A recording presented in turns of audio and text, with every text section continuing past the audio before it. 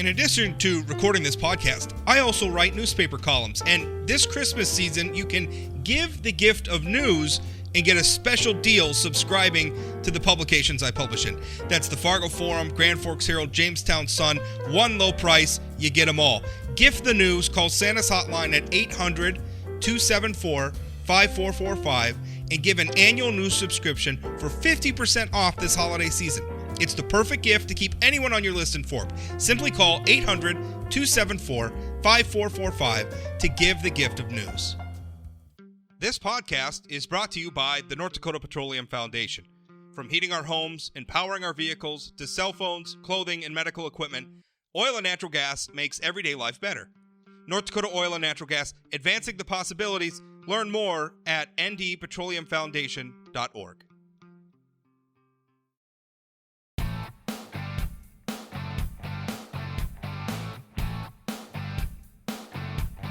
Welcome to Plain Talk Live. I am your host, Rob Port. Hey, first of all, thank you for everybody who's been listening lately.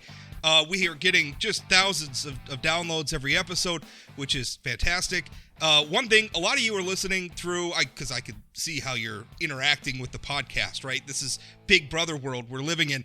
I can see a lot of you are listening through like clicking play on the player when it's on the inforum.com website or maybe on sayanythingblog.com or even if it shows up like in your social media feed and you're not subscribed. And hey, listen to the podcast in whatever way that works for you. But if you want to subscribe, it's really helpful to the success of the podcast if you were to go to your favorite podcasting platform, Pocket Cast, Spotify, whatever, and subscribe to us there because that's a really good way to follow the show and it helps us boost the show's notoriety and everything else. So if you're thinking about it, do that. Also, leave a review.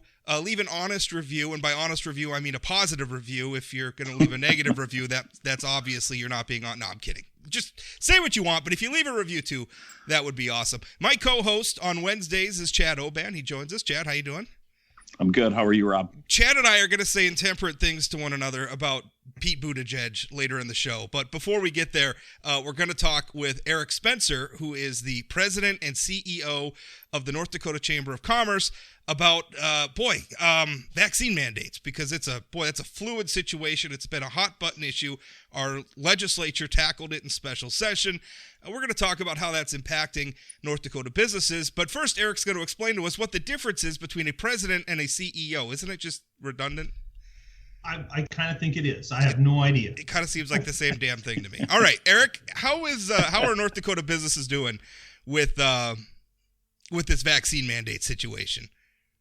Well, the vast majority of North Dakota employers, it doesn't matter because they either, they're too small to be affected by the executive order or, they've chosen not to do their own vaccination policy.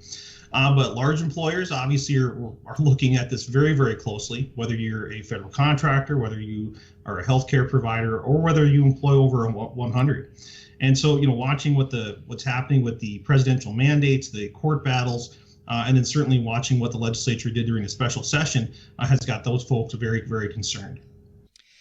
Do you feel like this is, just before we kind of delve into the minutia of this, one thing that really bothers me, I hate public policies that make private businesses sort of the, I don't know what you want to call it, the enforcer of the policy. I'm talking about tax code. I'm talking about like health insurance and health care. I'm talking about now this is another, I guess, iteration of the healthcare debate, the vaccine mandates.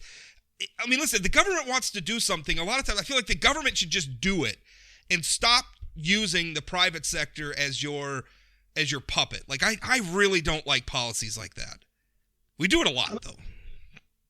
I couldn't agree with you more. I mean, in terms of, the vaccine mandate, I mean, really, the president weaponized large employers or federal contractors to combat the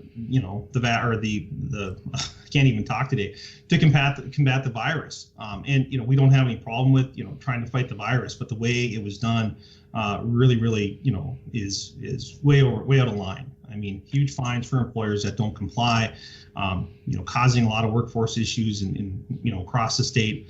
I was even on a call with a large employer in Western North Dakota, and when one of the hospitals put in a vaccine mandate, on their own or about vaccine policy, they had employees coming to them. So it really presented challenges for employers, and we didn't like it one bit.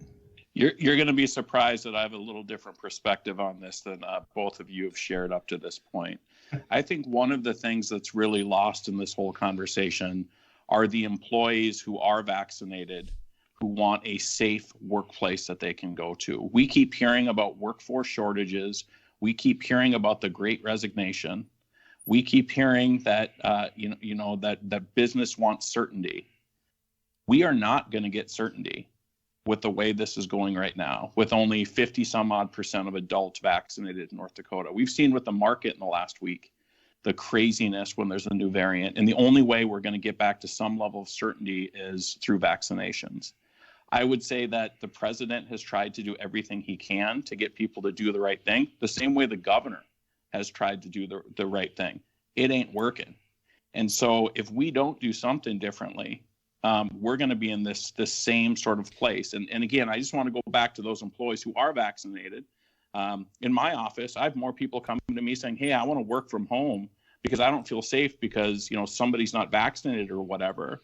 Those people are going to leave the workforce. And so we hear so much about people leaving the workforce because of a vaccine mandate. We're ignoring the other side of this completely. Well, first of all, I want to stipulate, I am 100% pro-vaccine. I have been thoroughly vaccinated. My family's vaccinated.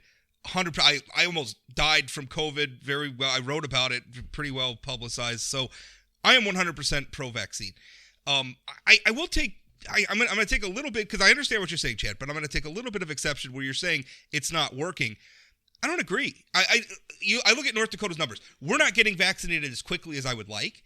But we're at the 18. I was just looking yesterday. I'm pretty sure the 1-dose rate for 18 plus North Dakotans. I'm keeping the under 18 because that's still relatively new. We're catching up there. It's at 60%. It's at 60%. That's pretty good. I mean, we are.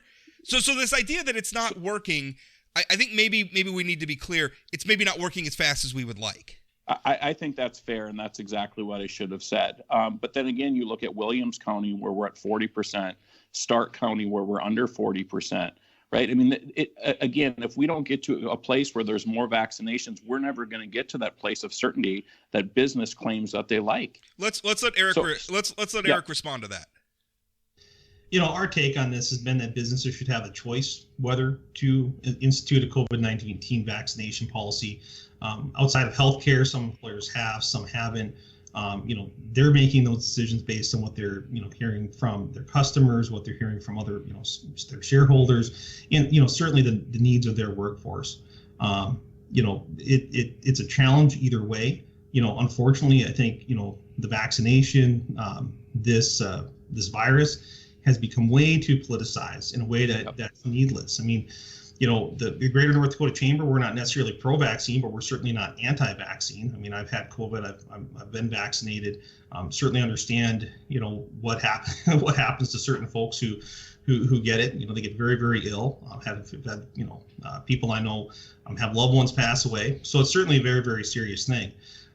But for those who have chosen to not get vaccinated for whatever reason, I think it's going to take time. It's going to take education, and forcing employers, putting employers in a position to say you have to get this or you're going to lose your job is just a terrible situation for employers. It's a terrible situation for those employees to be in, because for better or worse, there's still a lot of fear about it. And we saw that play out kind of in public policy. During the regular session, there was a variety of bills that said, you can't, they were trying to address the temporary emergency status of the vaccines at that point. Well, now they've been approved by the FDA. That's still not good enough. And so it's going to take continuing education to try to inform people that, these are safe, they work, rather than some of the alternatives that we're hearing about in the news. One of the things that bothers me about vaccine mandate, and again, 100% vaccine, what I struggle with vaccine mandates is I look at it from a practical matter of politics, because whether we like it or not, it's political. I mean, there's just no getting around it. I don't necessarily like that that's true, but it is true, and I think we have to deal with reality as it is and not as we would wish it to be. And so I'm worried about if we want I want people to get vaccinated because they're making that decision. They listen to their doctor, they listen to the other health experts, they didn't pay attention to their idiot uncle on Facebook, and they chose to get vaccinated. That's what I would like to see. And it's not just about COVID vaccinations, because we've had a long-running fight over all types of vaccinations with the anti-vaccination movement that existed and was pretty pronounced even before the COVID-19 pandemic. So what I worry about is that if we're forcing people to get vaccinated instead of doing the harder work and the longer work, frankly, of convincing them to get vaccinated, I worry about the damage we're doing undermining public support for vaccination and for public health, the efficacy of public health officials and everything else, public health policy overall. That really worries me, Chad. Rob, I think you and I are in the same place. I wish we would have been able to convince people to get the shot for the right reason, right? To keep everybody safe. I think now that we're many, many months into this, I think it's pretty clear that this isn't moving as quickly as we need it to get shots in the arms. I wish we didn't even have to be talking about mandates, right? I just wish people would have done it because it's the right thing to do and not listen to their idiot uncle on Facebook. I agree with that. But on the flip side of this argument, the legislature met a few weeks ago and was talking about not allowing businesses to mandate it. So on the flip side, you've got the federal government saying that businesses have to do this, and you have the state government telling businesses they can't do something. Arik, I can't believe the chamber likes the idea of the state telling business. I've never known the chamber to be pro the state telling them what they can and cannot do. I mean, how have you handled that? I mean, I know it ended up not being you can't have a vaccination mandate, but they are telling businesses what they can and cannot do in terms of customers. If they do have a vaccination mandate, what sort of those opt-outs are. We've talked a lot about the mandates from the feds, but there's another side of this argument that's taking away the rights of businesses as well at the state level. Arik, speak to that legislation that came out of the special session. And you nailed it, Chad. We're not big fans of what the legislature did. We viewed, when you look through the list of pre-filed bills, there was, I think, 9 related to COVID-19 vaccinations. And a lot of those were very punitive against employers. We thought that was not the right way to fight these federal mandates. Certainly, let the court fights play out. But because we were concerned about it, that's why we, signed on to a letter with 36 other groups, telling the Delayed Bills Committee to focus on technical corrections. And we got some pushback from lawmakers about that. But, what our fear is exactly what happened, is that, there's exactly one public hearing on this bill, on House Bill 1511, which is what passed. And even though it's not, probably not that bad, we don't know what the, unintended consequences of its passage are exactly. Last session, we were big fans of the COVID-19 liability protection bill, and it was widely viewed as a good thing in the legislature. But that was amended no less than 4 times as it went through the process, from the House to the Senate and then conference committee. And that's an example of, even when there's, something that's viewed as being a good idea, changes are things are found, and you need to change it to make sure it's right, because you don't want to, have unintended consequences during the period it's enacted. And so, now we're going to come in to the 2023 session, seeing how this worked, making adjustments. The legislature will revisit it. But what they ended up passing is essentially a bill that says that, businesses can still have a COVID-19 vaccination policy.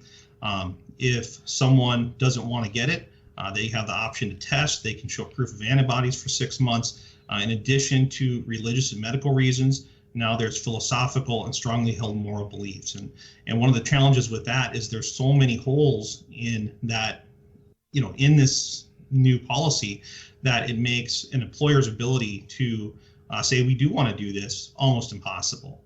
And so we certainly didn't like it. We understand that lawmakers were under a great deal of pressure, responding to what I'll say is a vocal minority, but nonetheless, at the end of the day, they passed it, and employers have to adjust to it.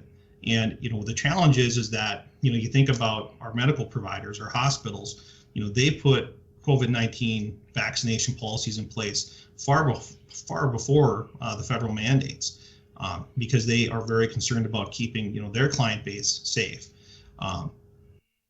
as long as the federal mandate was in place, it was good. Well, yesterday we find out, or the other day we find out that it's been stayed, which is going to make certain employees happy, but it's putting those medical providers in a real tough spot because they don't like the thought of the antibodies, they don't like the thought of or the proof of antibodies, and they don't like some of the other opt-outs. So it's putting them in a very, very tough spot.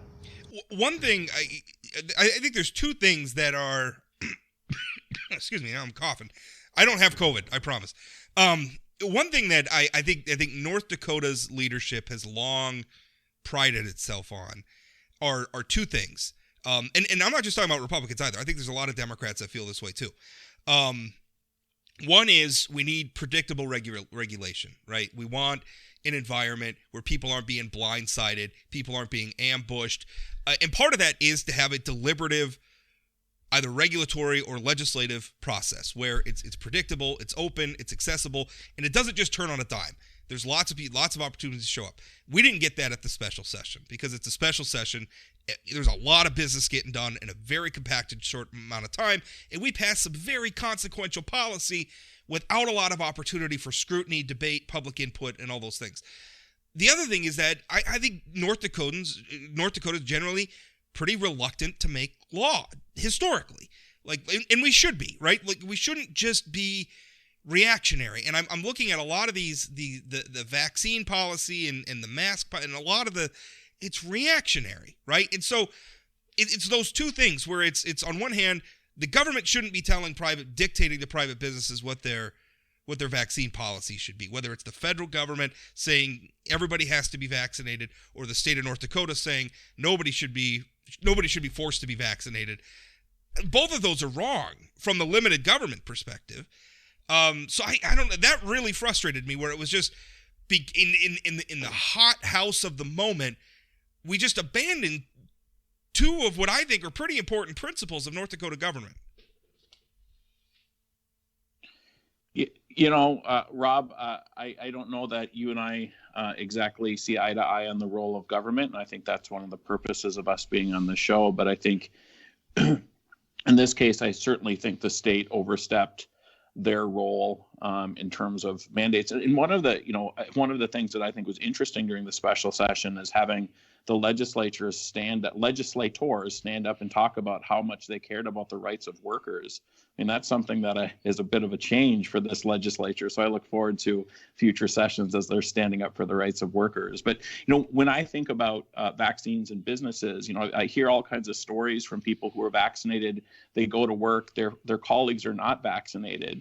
And we know the close contact rules are very different for vaccinated versus unvaccinated. So you have situations where somebody gets a positive test, all the unvaccinated people get to go home. Many of them have the COVID leave policy, and it's just those vaccinated who've done the right thing that are still working. I worry about how that's going to push people out of the workforce as well at a time when we really, really need workers. So I think this is very difficult. I wish we could accelerate. I know we're on the right trajectory, but I just wish we could accelerate who's getting vaccinated because I think it is affecting workers. I mean, Arik, are you hearing stories like that? We're hearing a variety of stories. I mean, obviously, no matter the industry, everyone's looking for help. But there's whether it is concerns about getting COVID, concerns about being required to get a vaccine, or people who maybe work from home during the pandemic, or maybe they didn't work at all, kind of reassessing their priorities. Do they need to make as much as they do? Do they want to work in a different career? And so we're going through the midst of that right now, and I don't really know what the other side looks like. I was on a call yesterday with my counterparts across the country, and they were looking at some survey data related to this, and it's all over the board. It's not great, and it wasn't great news. It would signal that there's not going to be any huge change in the immediate future. One of the questions is, would $1,000 bonus lure you back to work? Well, some people said that would help, but nonetheless, we're going through a change in how people think about work, how they think about their life, and it's going to be interesting to see how we come through on the other side. In North Dakota, I mean, we've talked about our workforce shortage for years, but all other states are experiencing the same thing. So it's not like, during the oil boom where we could draw all these people from other states, the people simply aren't there. And that is going to hold, our economy back here in North Dakota, as well as our economy in the U.S. I think adjusting to that change, I think, and this is why I oppose mandates and everything, we've got to allow for flexibility. If Americans are having a sea change in how they think about work and everything, maybe that's not necessarily a bad thing. But there's consequences to that, right? Like if certain people don't want to do certain jobs for certain pay, then that's going to maybe change the sort of services that are available and the price of those services or the price of those goods. That's going to impact. I mean, everything in the economy is connected. So if something's happening in one place, it's going to impact everything else. And I'm not even saying that these evolutions are necessarily going to be good or bad, but what we need approaching them is flexibility so that the market can adapt. If one business model isn't going to work anymore, we need the flexibility to try new business models that maybe will attract workers to them. I don't know what those are, right? And it's going to vary from business to business, area to area, industry to industry, but that's what we've got to allow. At the end of the day, we've got to allow flexibility, and we've got to allow, businesses and workers to work that out themselves, and the government needs to be hands off. Chad's probably gritting his teeth. He probably doesn't like hearing that, but I don't know what else the solution is, Chad. Yeah, in terms of the changing workforce, I mean, one of the things I've heard a lot about is people who worked in the service employees that were in service industry, who were waiters or waitresses, who then got a 9-to-5 job during COVID and had figured out, oh, this is a pretty good deal. I don't have to work in evenings. I don't have to work at weekends. I get to spend more time with our kids. So it's not just about pay. I think some of it is they figured out a different lifestyle that really works better for where they're at in their life. And that, I mean, I can't blame anybody for that. If they're making just as much money and working 9 to 5, I don't know what the government's role is in this. Again, going back to the vaccinations, I wish we were in a place where people would just do it. I would encourage every business that's able to incentivize their employees to get vaccinated, cash or otherwise, to do it. I mean, I know that's been successful with some large businesses where they don't have a mandate, but if you're vaccinated, they give a bonus or whatever. I think we need to be really creative because while it's getting better, it's not going fast enough. And if we don't want a government solution to this and we don't want government mandates, then the private sector really is going to have to help figure out how to get shots in arms here. Arik, if we want certainty. Arik, your response to that? I'll just say that I agree that employers do need flexibility, and I think that the role of the government is to make sure that we do have that flexibility. In terms of responding to the pandemic, a variety of employers have done, whether it's institute a vaccine policy, incentivize getting a vaccination. Even here in North Dakota, one of the nice things that is provided in law is that if an employee gets sick, has whether it's blood clots or other unintended consequences of COVID-19, that's a compensable claim through workers' comp. And so, the hope is that, employers can continue to chip away at this to, help incentivize, what they think is in the best interest of their employees. But there's no silver bullet. And I think, as we look at workforce in the future, we have to stop thinking about what's going to help fill our needs now and look at what's going to help, address workforce issues in the future. So whether it's, career academies, whether it is younger career exploration, I think that it's smart of the state to be looking at all of those things in a variety of industries. And so, I think there's an opportunity for the government to step in and partner with private industry in those areas. But this is going to take a while to sort out, and it's going to be interesting to see what it looks like on the other side. Can I? This is. I'm sorry. Go ahead, Chad. Yeah. Well, and I think, Arik, your point about being creative is an important one, and we need to create these bodies that will do the jobs. But we need to have serious conversations about the childcare crisis in the state that's keeping people out of the workforce, and also what the work-life balance looks like. We could have a whole hour about paid leave and my support of paid leave and your opposition historically about that. But I think one place we could find some area of agreement is childcare. I mean, every chamber meeting I hear about, childcare continues to be a number one issue that's not allowing people to be in the workforce. That's a serious issue that we need to look at. And I think that's a place where what I call the do-gooders on the left and the business community should be able to come together and come up with some systematic changes that makes childcare more affordable and sustainable in the state. No, you're right on with the, childcare is a huge issue. We saw that especially during the pandemic as, families faced all sorts of pressures. And, it was nice to see the governor include some funds to address that, I guess, in his Accelerate ND plan. But, this is going to have to be a public-private partnership.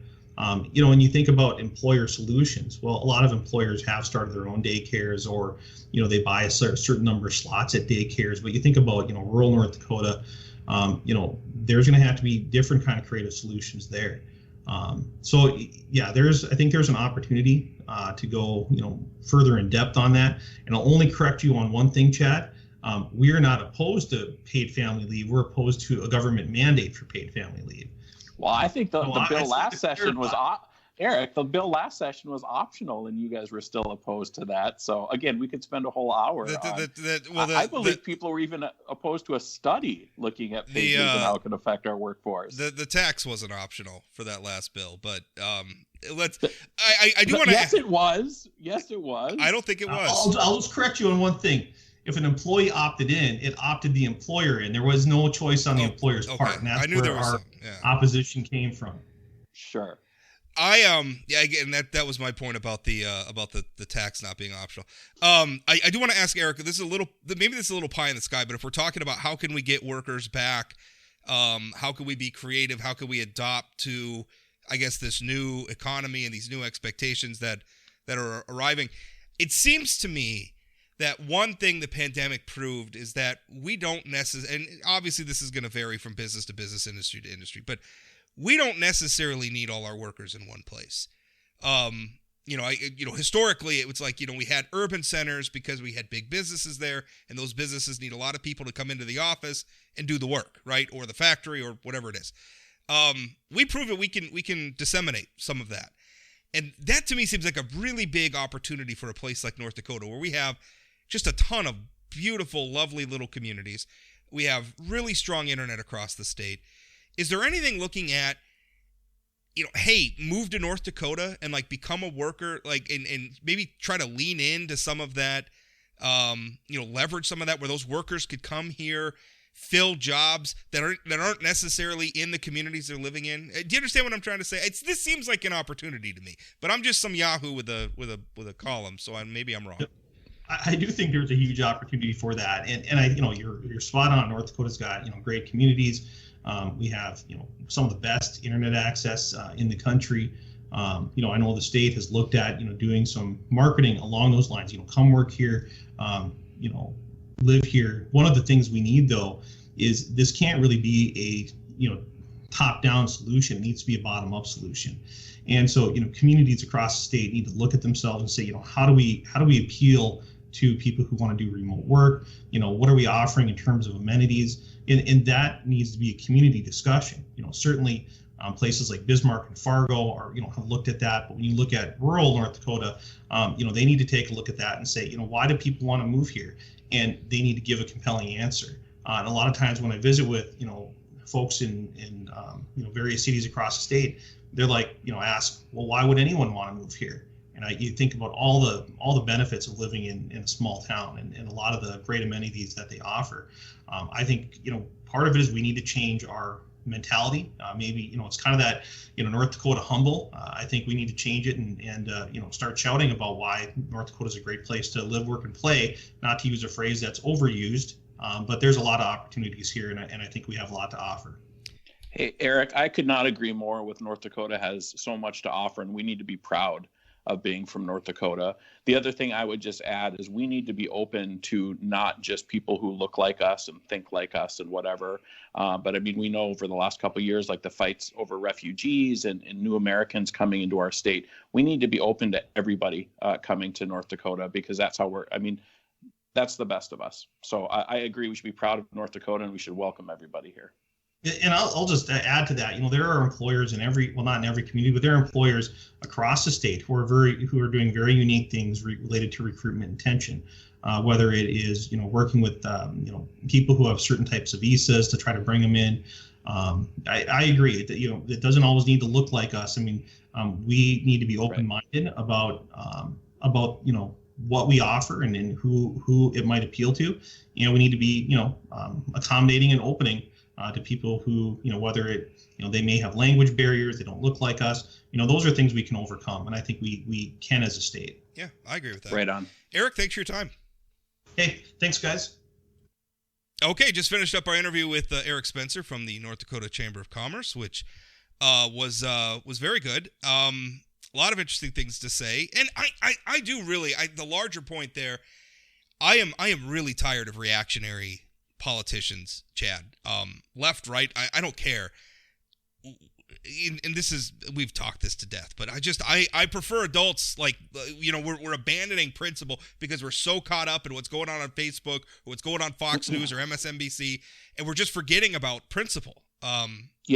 Yeah, and I think one thing that all three of us can agree on, we wish we weren't at a point where we'd even have to be talking about mandates with vaccines, right? I wish we weren't even talking about that. I just wish that, I think Arik said it well. I mean, this disease and these vaccinations have just become so political.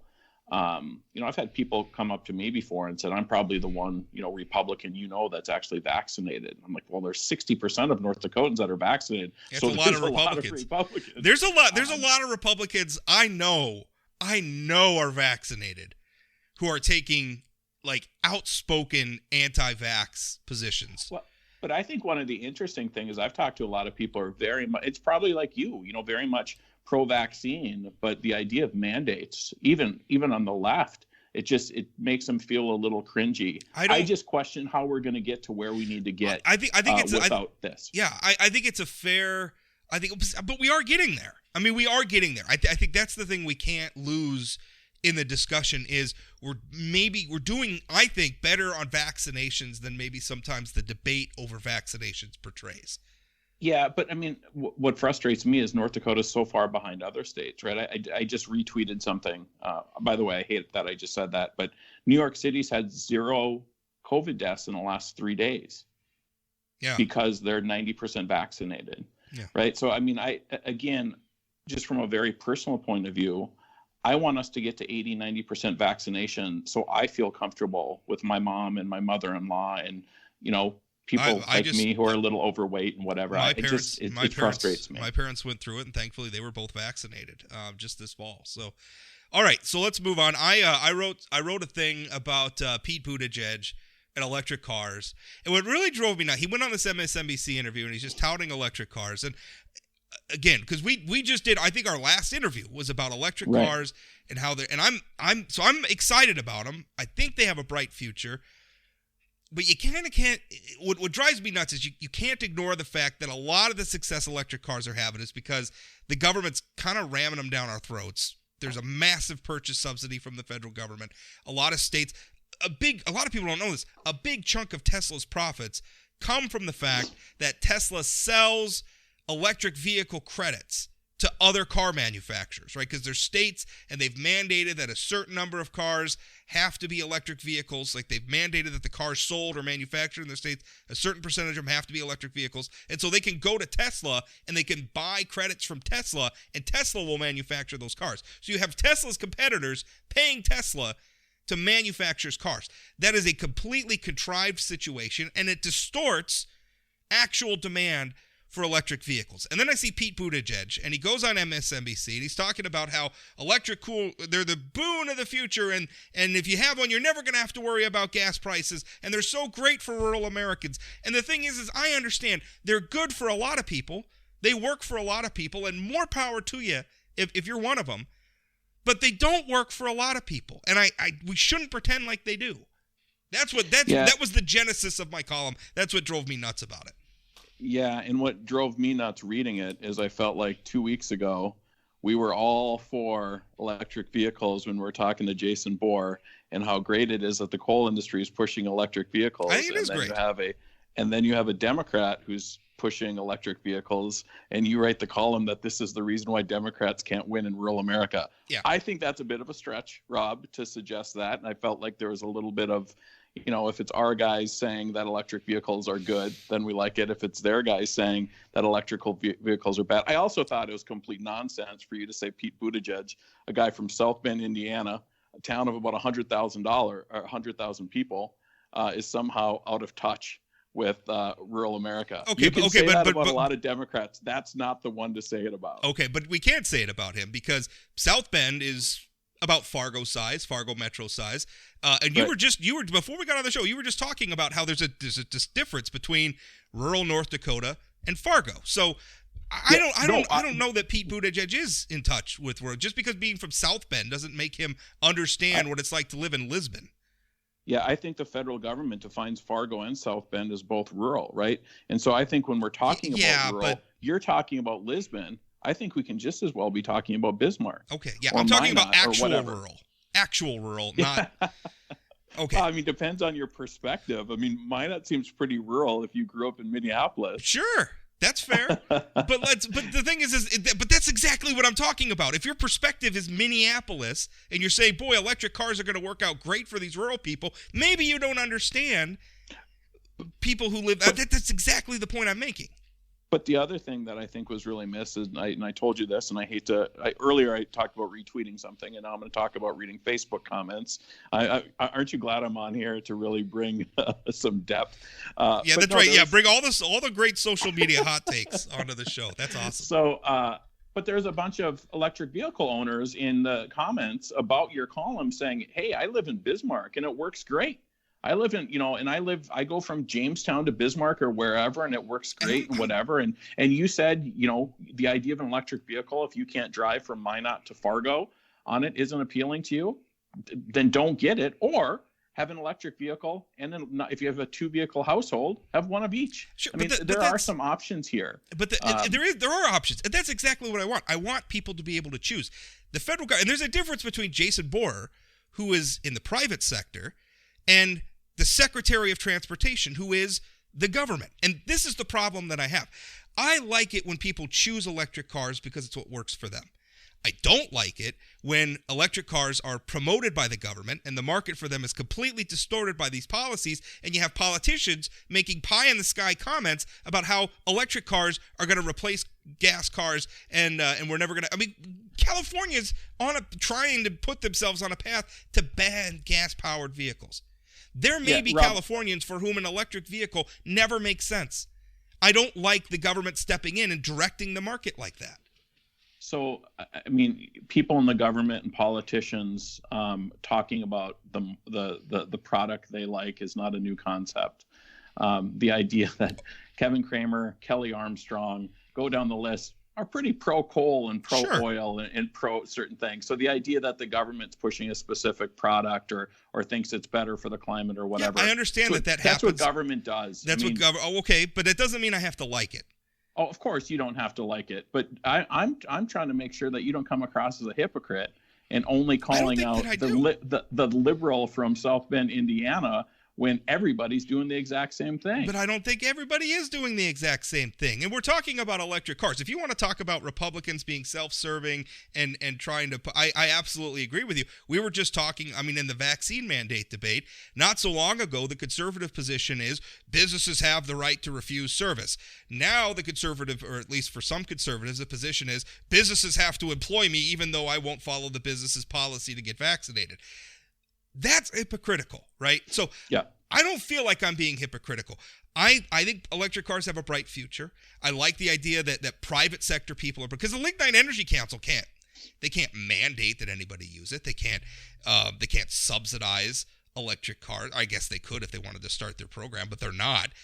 They're just promoting it because it's a product that they feel fits in with their industry. It's going to create more demand for electricity, and hey, they're in the electricity business. To me, there is a big distinction between that, or between Rob Port saying, hey, Teslas look cool, maybe one day I'll own one. There's a distinction between that and the federal government saying, we're going to pay you to buy an electric car. And if we're a state, some of our state governments, we're going to force auto manufacturers to pay Tesla for the sin of not manufacturing electric cars. I have an enormous problem with those sorts of policies. Yeah, I mean, it really comes down to the fundamental role of government, right? I mean, should government be using tax policy or other incentive programs to change human behavior or not? I mean, that's really what this comes down to. And I think what Buttigieg is saying is we've got a real problem with this climate. We should be encouraging people to buy electric vehicles to help with the climate. So, I mean, I think it's a much bigger discussion. I mean, it's the same. We could have the same discussion about tax incentives for businesses coming into our communities or whatever. I mean, should we be doing those things? I think sometimes yes, sometimes no, right? I mean, I think it depends on how you're doing them. Yeah. I mean, I have a problem with we give local governments a lot of time, kind of a checkbook to just give companies money, and a lot of times it's not even clear that the money is what attracted them. It's almost like a lot of times, and Fargo City Commissioner Tony Garrick makes it, and I think he's right when he makes this point, that a lot of times businesses come in and they were going to move to Fargo anyway. And then Fargo just gave them a gift basket with a bunch of taxpayer money in it. That's not right. So I think that's a place where the right and left sort of come together. Right. I mean, because from my perspective, if we're going to, good thing we got Arik Spencer off the line. We were having this conversation. Right? Yeah. But I think if we're going to incentivize businesses, one, we should incentivize businesses that make a difference of them coming or not, and we should make sure that they treat employees right. Right. I mean, to have businesses, it wasn't, a couple decades ago, sort of our economic development in North Dakota was come to North Dakota, we have cheap labor. Well, that didn't seem like a very good use of our taxpayer dollars to me. Obviously, our economy's changed since then, but I used to always get frustrated when you'd see the governor, probably Hoven at the time, put out a press release at a call center. We gave millions of dollars to a call center to come here. Great, produced 100 minimum wage jobs. That's not. Hey! I worked at one of those call centers in high school. I did tech support for Gateway Computers at Sykes Enterprises right here in Minot. And I was very happy in high school in 1998 to be making $7.25 an hour, which is minimum wage now. It wasn't then. Well, and I'm sure that the goal was to employ as many high school kids as possible. There weren't a lot of other high school kids working there, I'll tell you that. Okay. But I don't know. I mean, there's an argument to be made that all jobs are good jobs. Like, I don't want to pick and choose. Some people need starter jobs. Some people need entry-level jobs. But should the government be paying for those, right? I mean, I think that's where the question is. Should the government should the government be paying for any jobs to come? I mean, that whole thing is because it's difficult. Because on one hand, should North Dakota be laying out economic development incentives? I don't know. But other states are. Other cities are, and that's kind of the tough argument to get around is if we're not going to do it, right, we're going to stand on principle and not do it, and everybody else is doing it, then what happens to us? That's a tough, for somebody like me who's very skeptical of it, that's a tough argument to get around. Like, if we unilaterally disarm, what happens to us? Right, and I think, again, it goes back to, how people approach welfare programs versus sort of corporate incentive welfare programs, and how I think sometimes we look at those things different if we're assisting individuals versus rolling out millions of dollars to bring a business here. Starting to sound like Rick Becker being against corporate welfare, corporate cronyism. Hey, I'm against it too. Rick Becker, although I've been trying to find out from Rick Becker whether or not he repaid his PPP loans, and he's not answering me, so I don't know if he has or not. And I see that he's selling his bars in Bismarck. Yeah. Well, that actually occasioned me reaching out to him. Is I sent him an email and just said, the federal database shows you got these loans, and I see you're selling some of the businesses that got the loans. Well, what's the status? Were they forgiven? Did you pay them back? Are you still paying them back? What's going on? And it's crickets so far, so that'll be interesting. Yeah. So does Rick usually get back to you? Or you guys usually, but I mean, we've also it's also the relationship has changed over the past year. Rick, everybody thinks I've changed, and I think I think I've not followed along with this reactionary style of populist, culture war politics that have sort of permeated the Republican Party. And I mean, let's be fair, it's on the left too, but it's just less prominent in North Dakota because there's less people on the left. Yeah, I think that's absolutely fair. It's Republicans in North Dakota because this is a Republican dominated state. But I just not going down that road, and they think that makes me the enemy. But I'm gonna criticize anybody who does something I feel is wrong. I don't care if you're a Republican or Democrat. Like, I'm not even that I'm always right. Like, I'm not the great arbiter here, but I'm going to call things as I see them. That's my job. Yeah. So, all right. What else we want? I mean, I feel like we've talked out Pete Buttigieg. I mean, I really I like Mayor Pete. Just so you know, I supported him when he was running for president. He lost. yeah, I mean, I liked him in that he seemed more moderate than a lot of the field. You know, so as a Republican looking on, that's kind of what I'm looking for. He seemed he seemed like a bit of a milquetoast to me. Yeah. In a world that could use some boringness, I think Pete Buttigieg could be our guy. You know, that's such a great point. I think you're absolutely right. Where I was making a joke to somebody that like, because we were talking about like whether it was a prominent Republican in the state, and we were talking about whether or not Donald Trump was going to run for president in 2024. You know, because neither of us want him to, right? Like we don't like please just go away, and we could focus on someone else.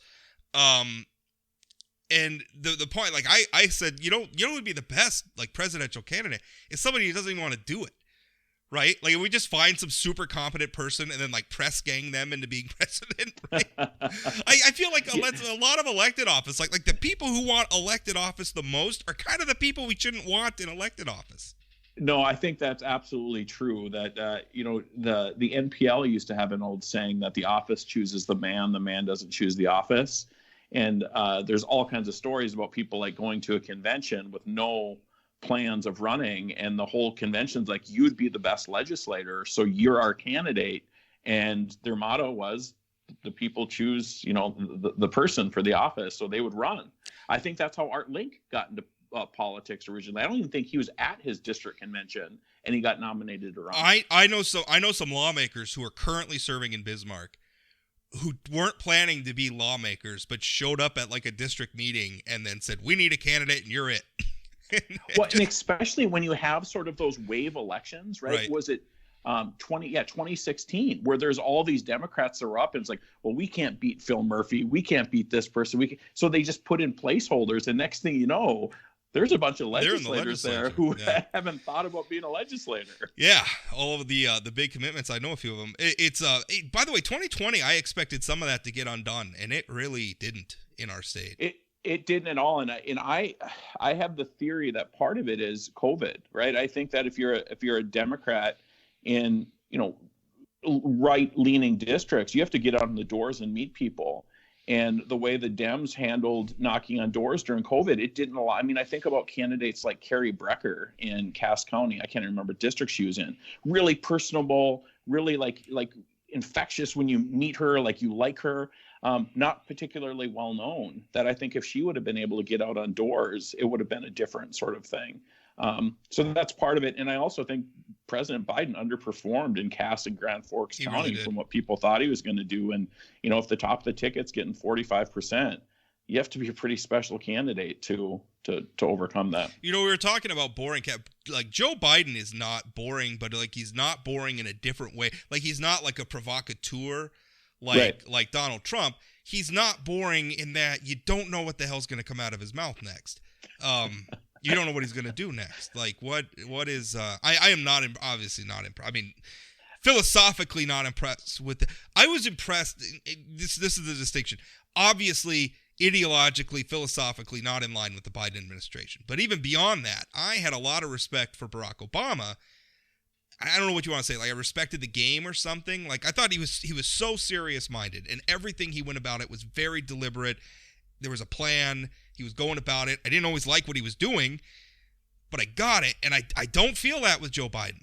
I don't. So I think, you know, Barack Obama was such, I mean, it's like the Michael Jordan of politics, right? I mean, he was just so good and so inspiring. Okay. Yeah. Yeah. I mean, he's the GOAT. He's the GOAT, man. I don't know. The greatest of all time. But I agree with sort of the all time, including people like Abraham Lincoln and George Washington. But sure, fine. Yeah, you know, I know George Washington, and just kidding. But I agree with you that Barack Obama has game that this administration up to this point hasn't shown. And when I say game, like I'm not even talking about like the retail. I'm talking about organizationally. Like somebody has a plan and they're executing. He got healthcare done when people have been trying for, you know, decades, generations to get it done. And it's by and large stuck, right? I mean, it's stuck. Most laws we pass stick, unfortunately. Yeah, once they pass, we can't ever get rid of them. But it's that also cost him politically. I mean, you look at what Democrats lost in state legislatures, governorships, Congress.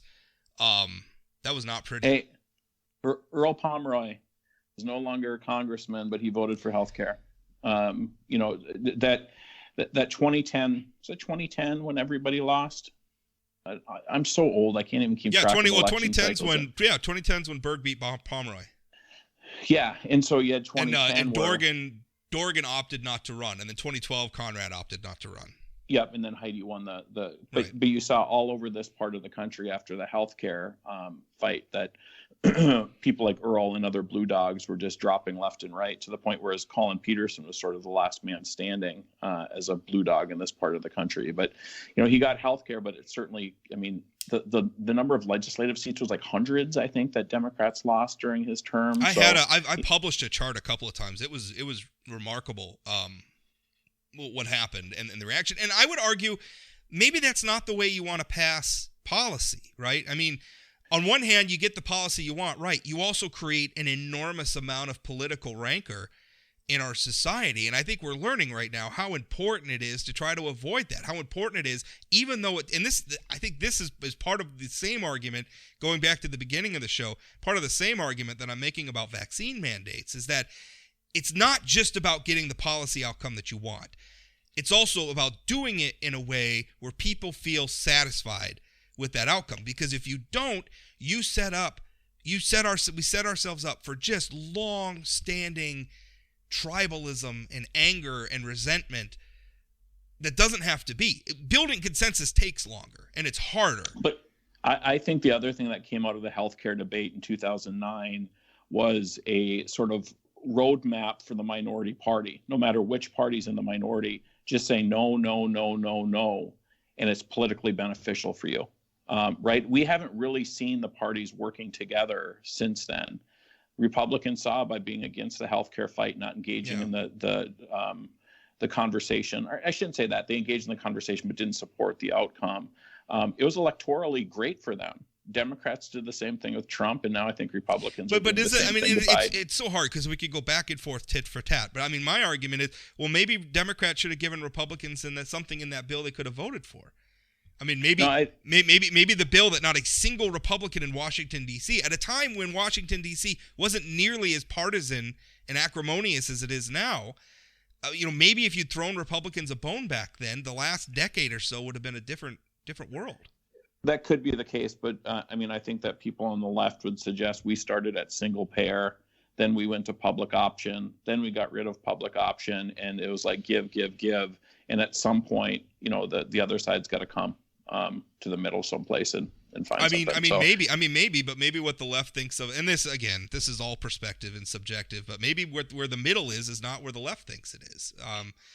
Yeah, and I think that's a really fair thing in North Dakota to talk about the right. The middle is not where the right thinks it is here as well. I think that we've got there's minority. There's a whole faction of Republicans that think North Dakota is a much more conservative place, than it really is. I recognize that North Dakota is not a conservative place as I want it to be, and I'm not even.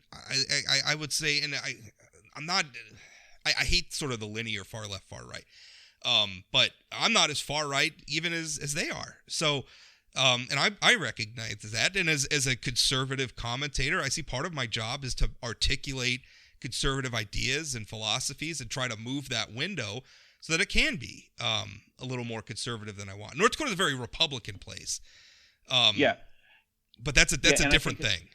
It's become more partisan Republican. I mean, if you talk to our mutual friend, Dean Mitchell, he'll talk about doing polls 10 years ago where the difference between Republicans and Democrats was like 6 to 8%, and now it's like 25%. And I don't know that ideologically people have changed as much as people maybe have just become less comfortable with the Dem label and more comfortable with the Republican label. Well, that's it. We're coming up on our hour, so thanks as always for. Hey, Rob, can I add one last thing? Absolutely. I want to wish happy birthday to one of North Dakota's former great U.S. attorneys, Tim Purdon. It's his birthday today. Well, and I'm going to try to get him. I'm going to try to get him to listen to our show by giving this shout out. Happy birthday! That would be the thing if we're talking about him. That would be the thing that attracts him. We could talk about that. We should also talk about coming up on the next show next Wednesday in a week. Going to have an NDSU professor on who is involved in some research about misinformation.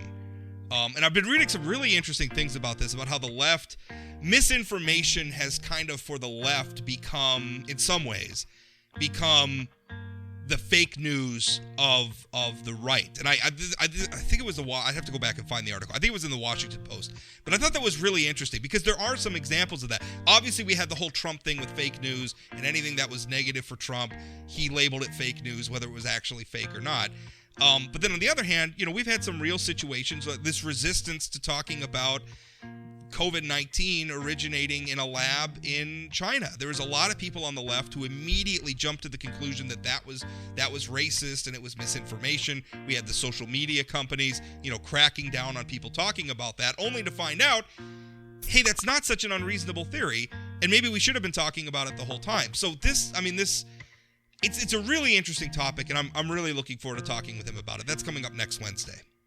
Yeah, I look forward to that. It's going to be a good conversation. I had some interesting conversations over Thanksgiving about people coming back and talking to their grandparents and just being like, where are you getting this information? Yeah. And so I look forward to the conversation. Well, also, with just a couple of people that I admire, great, Jonah Goldberg, Steve Hayes, deciding to resign from Fox News. And these guys were never Trump people, and their presence on Fox News had been greatly diminished in the Trump era. But they're leaving Fox News because they don't like Tucker Carlson and his Patriot Purge thing and all that. And I 100% agree with them. It's truth should be truth.